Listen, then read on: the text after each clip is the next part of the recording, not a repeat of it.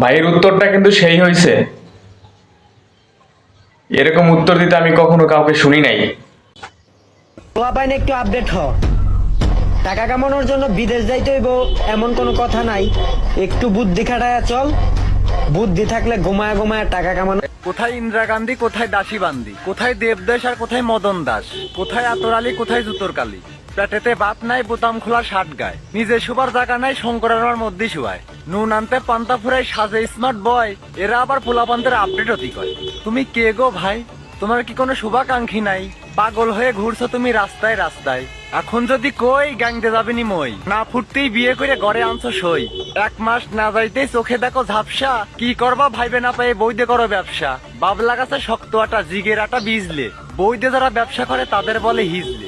বইয়ের পরনে কাপড় থাকে না, পিঠে বেড়াও ঢোল, তোমরা আবার প্রবাসীদেরকে নিয়ে করো টোল। তোমাদের মতো আপডেট পোলাপান